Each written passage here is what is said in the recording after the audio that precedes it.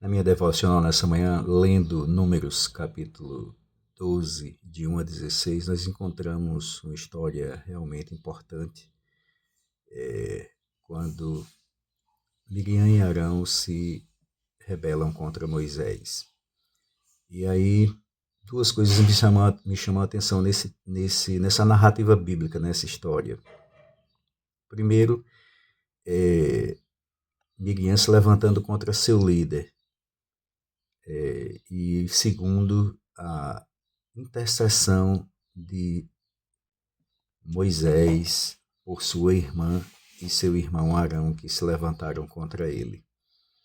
E aí a gente percebe que por conta do pecado de Miriam, ela vai ser punida severamente por Deus, vai receber um juízo divino, vai ter que ficar 7 dias humilhada do lado de fora do arraial. E aí o povo não vai ficar impedido de prosseguir viagem, porque tem que esperar a purificação dela para ela ser reintegrada à equipe, ao grupo, e assim prosseguir em jornada, como o verso 16 vai mostrar. Por outro lado, a gente percebe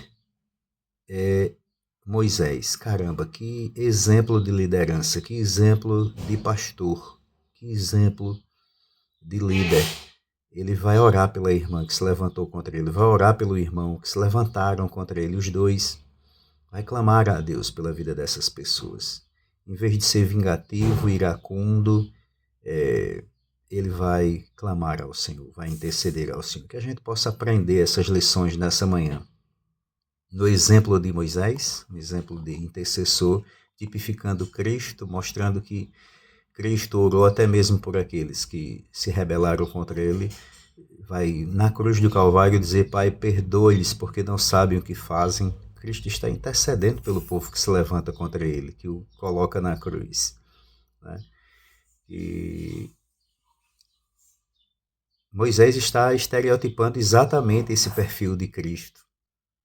E Miriam, a gente percebe esse comportamento de Miriam na igreja em nossos dias. Nós percebemos, às vezes, muitos irmãos, às vezes, em si mesmado e pensando de si mesmo algo além do que deve, contrariando a Escritura, quando Paulo chega a advertir que a gente não deve pensar de si mesmo mais do que convém. Tem alguns irmãos que pensam muito de si mesmo e, às vezes, se levantam contra seus pastores, querem derrubar pastores, caluniam pastores, e não compreendem ações de pastores, e querem saber mais do que seus pastores, porque leem alguns livros. Eu digo, oh meu Deus, sem a experiência que o pastor tem, sem a estrutura emocional ou a chamada de Deus para pastorear, ou mesmo a formação que um pastor tem para estar ali à frente do rebanho. Mas é assim mesmo, a gente enfrenta isso cotidianamente. Eu vi nesses dois exemplos muito disso nos dias de hoje. Que a gente possa aprender e refletir sobre isso e pedir ao Senhor que perdoe o nosso pecado ou os nossos pecados, e que a gente possa crescer em graça, em humildade, aprendendo com esse exemplo bíblico. Forte abraço, tenha uma boa sexta-feira.